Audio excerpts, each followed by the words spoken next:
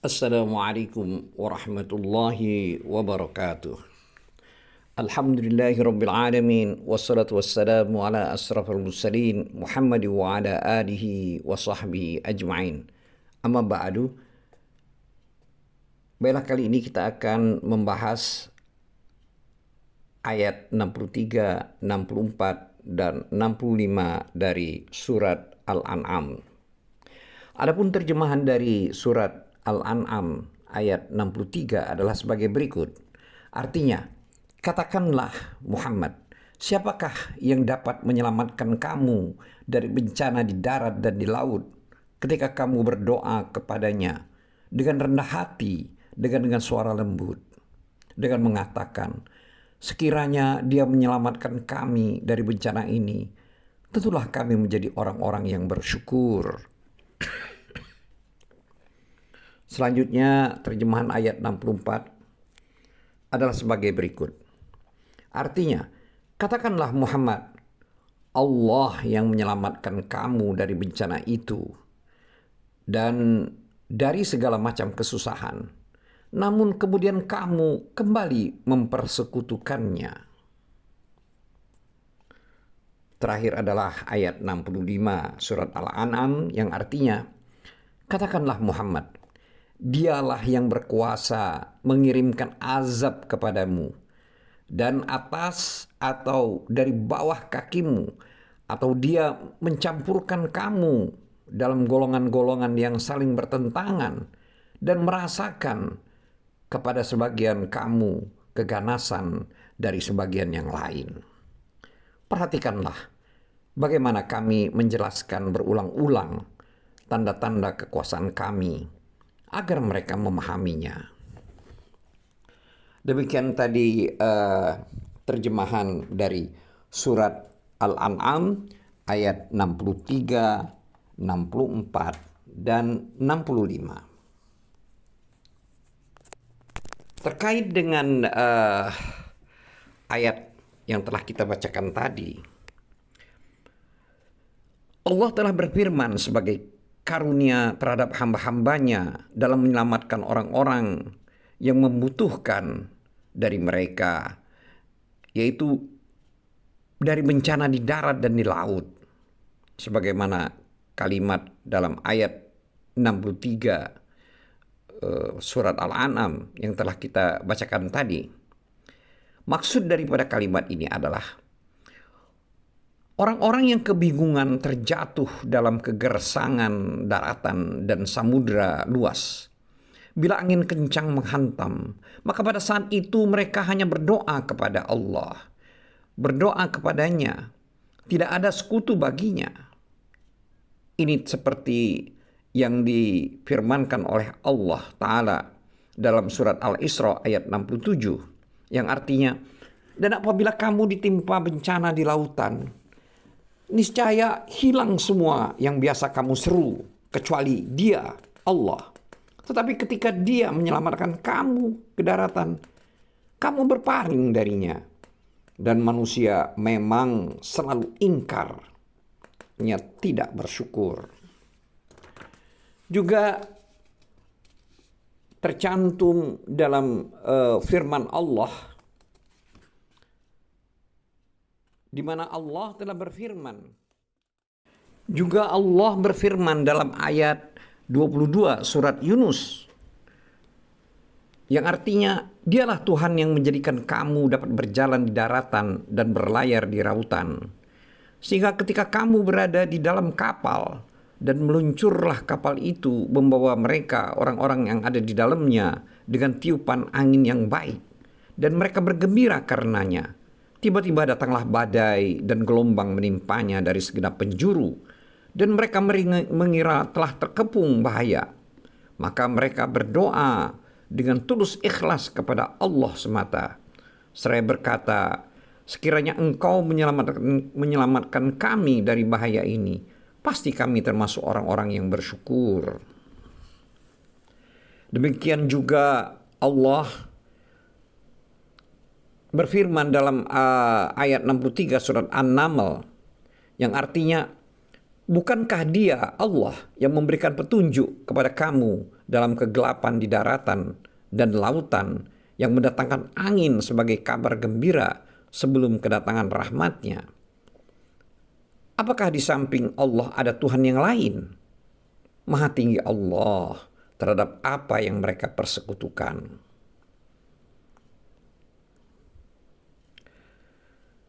Selanjutnya Allah telah berfirman dalam ayat 63 surat Al-An'am sebagaimana yang telah kita bacakan sebelumnya. Yaitu terdapat kalimat yang artinya, katakanlah, siapakah yang dapat menyelamatkan kamu dari bencana di darat dan di laut? Yang kamu berdoa kepadanya dengan rendah diri, dengan suara lembut.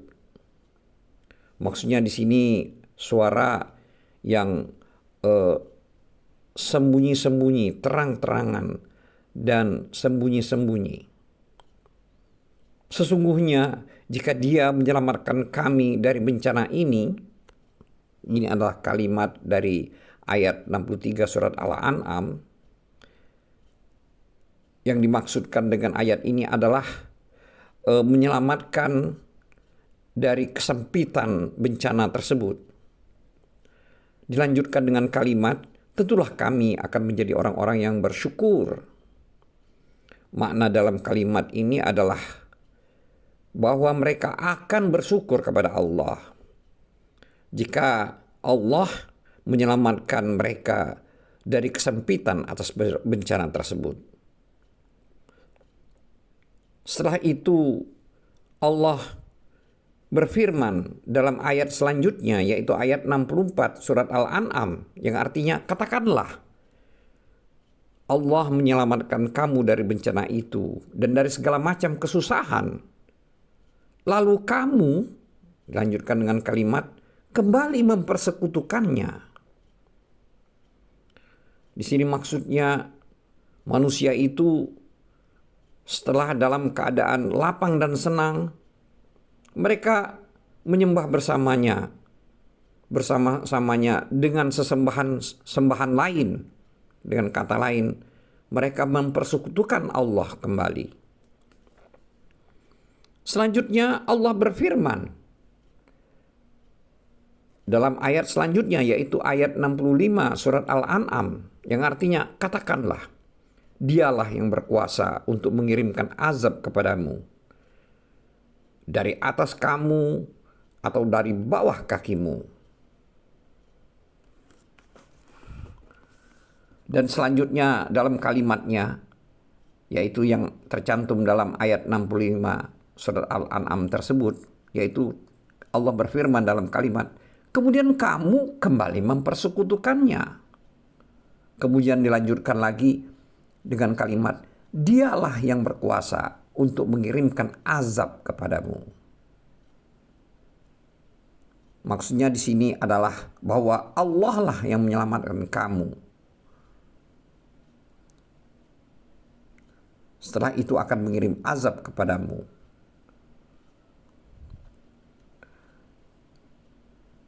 Sebagaimana juga firman Allah, yaitu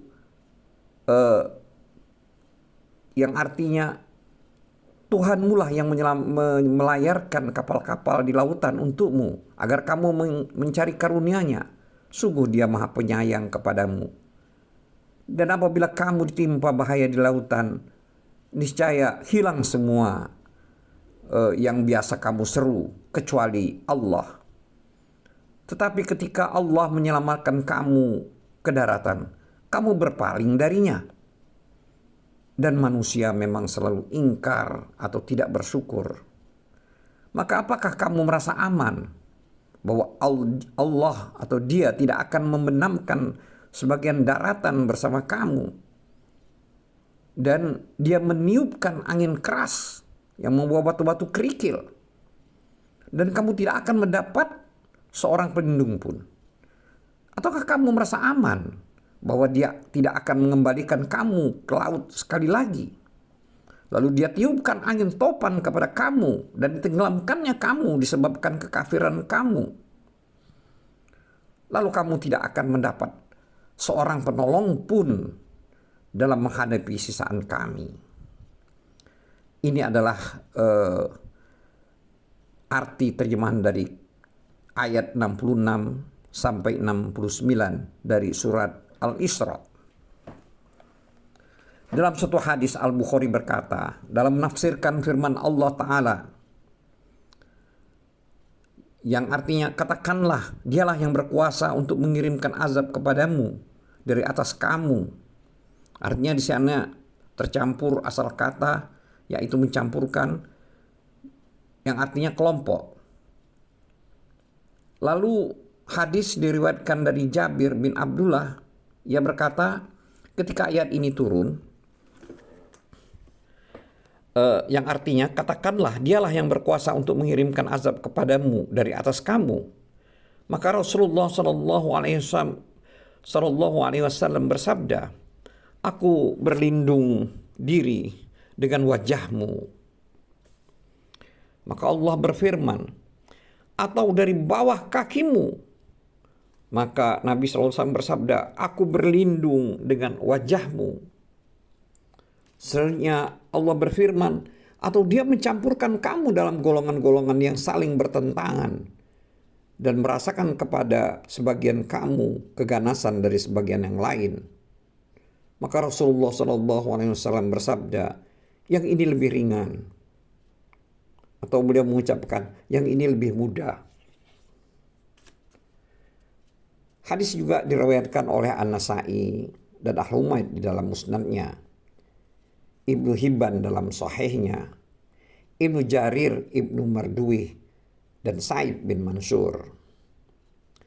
Adapun Imam Ahmad meriwayatkan dari Sa'ad bin Abi Waqqas, ia berkata, yang artinya, kami datang bersama Rasulullah SAW hingga kami melewati Masjid Bani Muawiyah. Lalu beliau masuk ke dalamnya, kemudian sholat 2 rakaat. Maka kami sholat bersama beliau. Kemudian beliau lama berbunajat kepadanya, kepada Rabb-Nya Azza wa Jalla. Lalu beliau bersabda, aku meminta kepada Rabb-Ku 3 perkara. Aku meminta kepadanya agar dia tidak menghancurkan umatku dengan ditenggelamkan. Lalu dia memberikannya kepadaku, maksudnya di sini adalah mengabulkannya kepadaku. Aku meminta kepada Rabb-Ku agar dia tidak menghancurkan umatku dengan musim paceklik. Maka Allah memberikannya kepadaku. Dan aku meminta kepada Rabb-Ku agar tidak terjadi keganasan, maksudnya pertengkaran di antara mereka, yaitu umat Nabi Muhammad. Tapi dia, Allah, tidak mengabulkan permintaanku.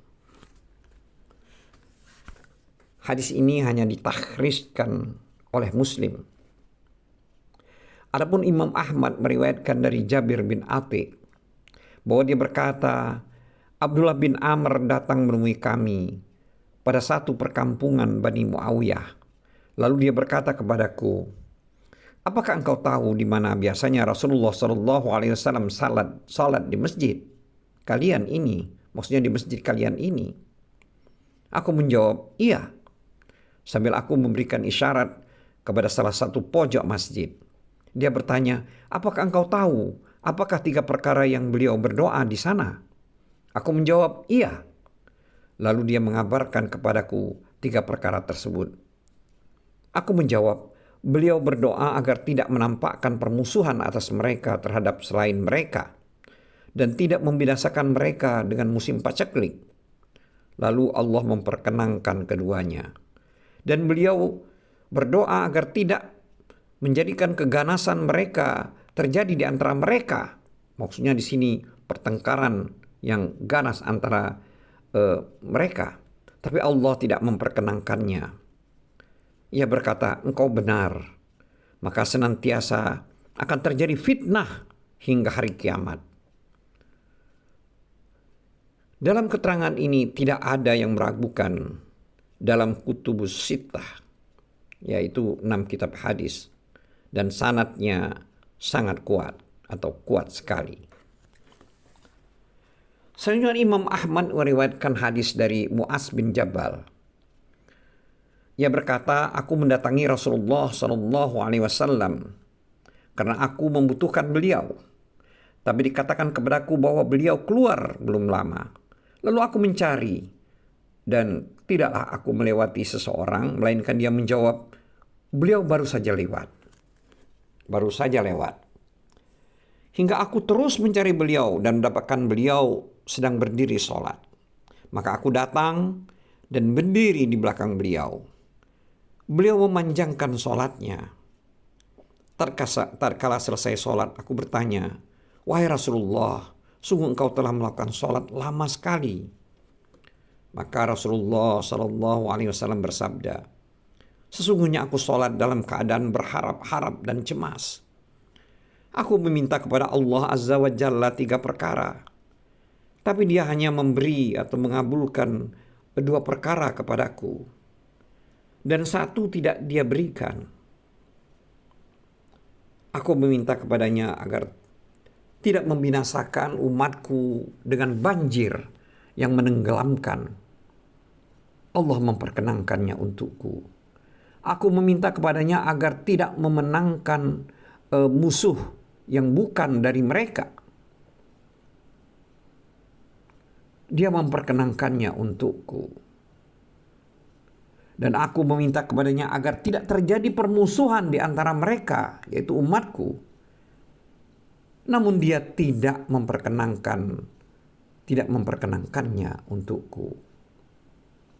Hadis ini diriwayatkan oleh Ibnu Majah dan Ibnu Marduweh.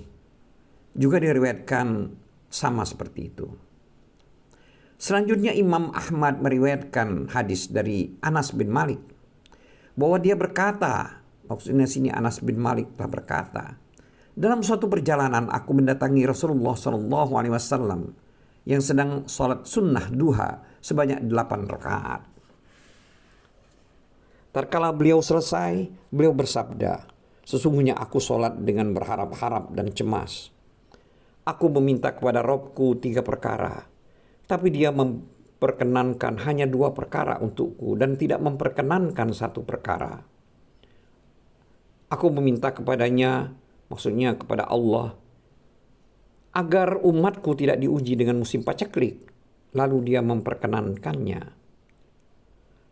Kemudian aku meminta kepada Allah, kepadanya, agar musuh mereka tidak dapat mengalahkan mereka.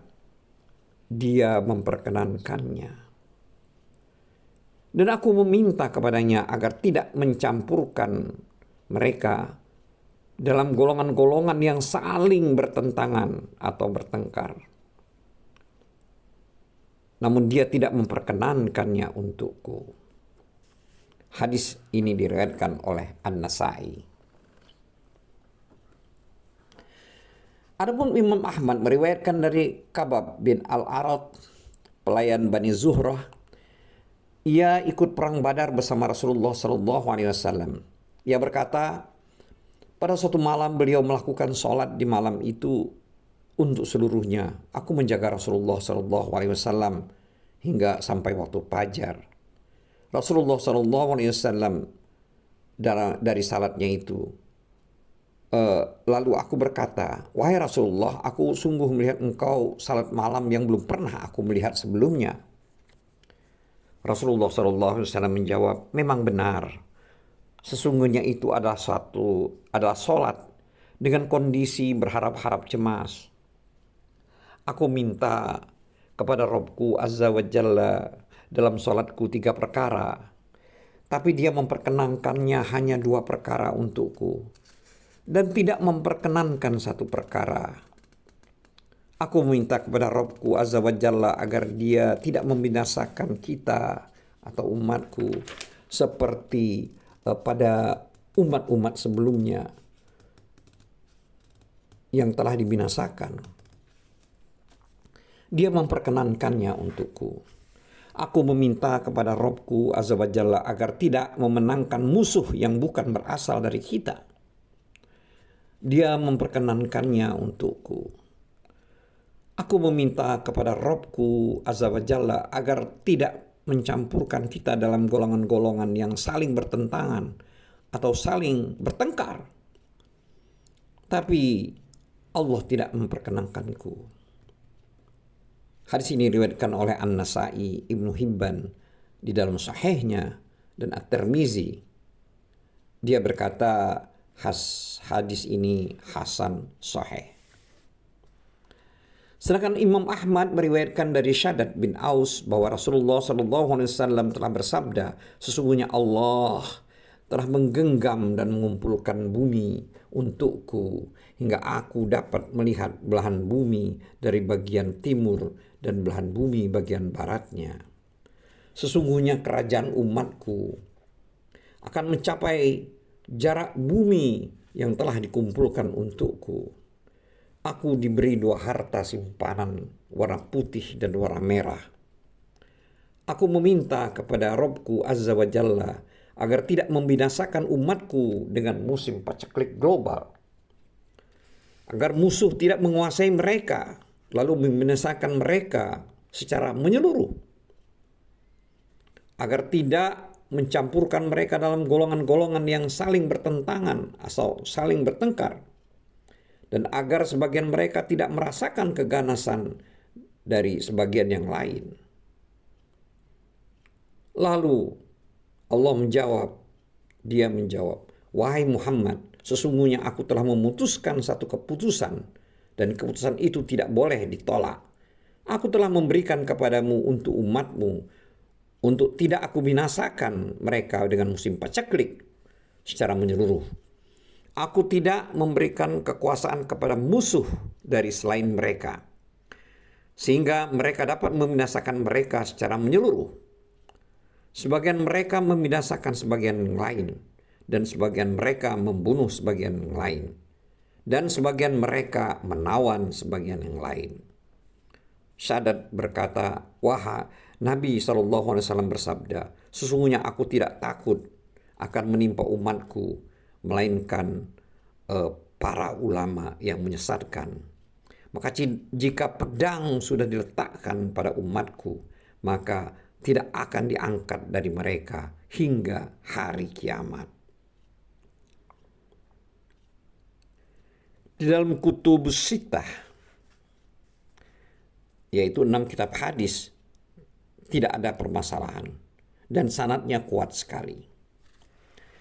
Ibnu Marduwih meriwayatkan hadis dari Abu Malik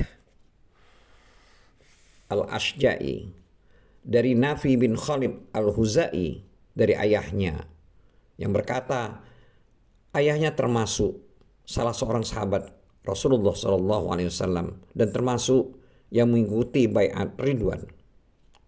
Adalah Rasulullah SAW bila melaksanakan sholat dan orang-orang berada di sekitarnya, maka beliau sholat ringan dengan ruku sujud yang sempurna. Ia berkata, suatu hari beliau duduk dan memanjangkan duduknya hingga sebagian kami memberi isyarat kepada yang sebagian lain untuk diam. Karena wahyu sedang turun kepada beliau. Tatkala beliau selesai, sebagian orang berkata kepada beliau, wahai Rasulullah, engkau telah memanjangkan duduk sehingga sebagian kami memberi isyarat kepada bagian lain bahwa wahyu sedang turun. Beliau bersabda, tidak. Tetapi itu adalah sholat antara berharap dan cemas. Aku meminta kepada Allah 3 perkara, tapi dia hanya memberiku 2 perkara kepadaku. Sedangkan 1 perkara tidak. Dia berikan kepadaku. Aku meminta kepada Allah agar dia tidak mengazab kalian dengan azab yang dulu diberikan kepada umat sebelum kalian. Dia memberikannya kepadaku. Dan aku meminta kepada Allah agar umatku tidak dikuasai oleh musuh yang akan membinasakannya. Dia memberikannya kepadaku. Aku meminta kepadanya agar tidak mencampur adukkan sebagian kalian dan tidak merasakan keganasan dari sebagian lain dari kalian. Tapi dia tidak memberikannya kepadaku. Abu Malik berkata, aku bertanya kepada Nafi, apakah ayahmu mendengarnya dari Rasulullah SAW? Ia menjawab, iya, aku telah mendengarnya. Dia berkata bahwa sesungguhnya dia telah mendengarnya dari Rasulullah SAW sebanyak jari-jariku ini, 10 jari. Ibnu Madwih meriwayatkan dari Abu Hurairah dari Nabi Shallallahu Alaihi Wasallam. Beliau bersabda, aku meminta 4 perkara kepada Robku untuk umatku, namun dia mengabulkan hanya 3 saja. Sedangkan 1 perkara tidak dia kabulkan untukku. Aku meminta kepadanya agar mengampuni umatku 1 kali. Dia mengabulkannya untukku. Aku meminta kepadanya agar tidak mengazabnya dengan azab yang diberikan kepada umat sebelum mereka. Dia mengabulkannya untukku. Aku minta kepada Allah kepadanya agar musuh dari selain mereka tidak mengalahkan mereka. Dia mengabulkannya untukku. Aku memintanya agar tidak menjadikan keganasan di antara mereka kaumku. Tapi dia tidak mengabulkannya untukku. Hadis ini diriwayatkan oleh Ibnu Abu Hatim. Mujahid, Sa'id bin Jubair, dan lebih dari 1 ulama lain berkata tentang firman Allah Ta'ala yang artinya azab dari atas kamu. Itu maksudnya adalah rajam. Sedangkan atau dari bawah kakimu, itu maksudnya adalah pembenaman ke dalam bumi. Ini pendapat yang dipilih oleh Ibnu Jarir. Ini seperti yang dikatakan oleh Ibnu Jarir. Dia menafsirkannya, yaitu menafsirkannya dengan firman Allah, yaitu pada ayat 16 dan 17 dari surat Al-Mulk.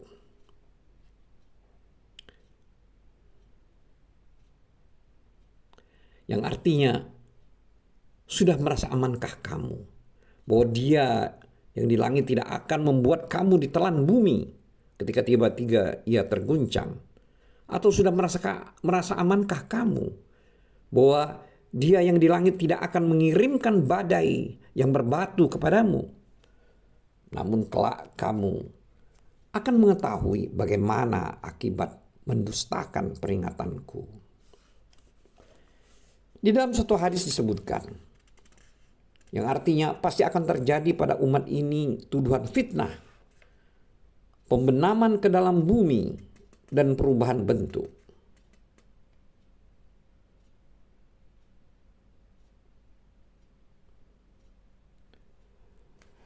Maksud dengan lafaz ini adalah diriwayatkan oleh Ibnu Ad-Dunya tentang celaan terhadap alat-alat musik dari Anas. Pada akhir kalimat disebutkan yang demikian ini jika mereka sudah minum khamar, mengambil penyanyi biduanita, memukulkan alat-alat musik. Sebagaimana disebutkan oleh kitab Al-Fatu At-Tirmizi yang meriwayatkan dari hadis Aisyah secara marfu, akan terjadi di akhir umat ini pembenaman ke dalam bumi, perubahan bentuk, dan sikap saling menuduh. Kemudian aku berkata, wahai Rasulullah, apakah kami akan dibinasakan sementara di tengah-tengah kami ada orang yang soleh? Maka beliau, Nabi Muhammad SAW bersabda, iya, jika sudah tanpa kejahatan. At-Tirmizi berkata, hadis ini gharib. Selanjutnya, keterangan-keterangan yang sama dengan hadis-hadis ini telah disebutkan dalam bab ciri-ciri kiamat dan tanda-tandanya, serta tampaknya pada beberapa ayat-ayat sebelum hari kiamat. Hal ini akan disebutkan pada tempat tersendiri. Selanjutnya firman Allah dalam ayat 65 surat Al-An'am yang artinya, atau Dia mencampurkan kamu dalam golongan-golongan yang saling bertentangan. Jadi maksud dari ayat ini adalah artinya Dia menjadikan kalian bercampur dengan golongan-golongan atau kelompok-kelompok yang saling berselisih. Ibnu Abbas berkata yang dimaksud adalah hawa nafsu. Begitu juga yang dikatakan oleh Mujahid dan lebih dari 1 ulama.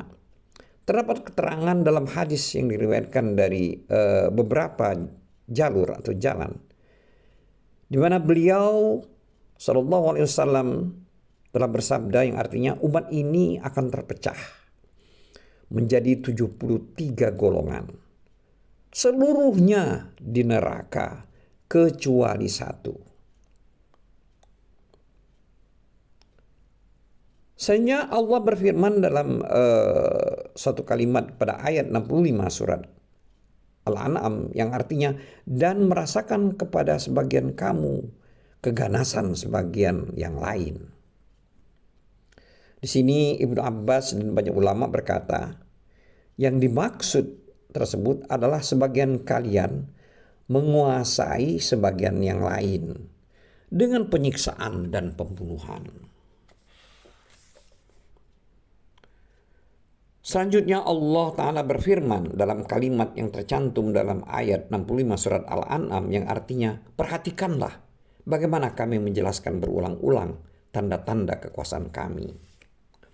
Maksud dari kalimat pada ayat ini adalah kami telah menjelaskannya, menerangkannya, dan menafsirkannya agar mereka memahaminya. Ini adalah kalimat dari ayat 65 surat Al-An'am. Jadi maksud dari agar mereka memahaminya adalah maksudnya agar mereka memahami dan menghayati ayat-ayat Allah serta bukti-bukti kekuasaannya. Wabillahi taufiq wal hidayah. Wassalamualaikum warahmatullahi wabarakatuh.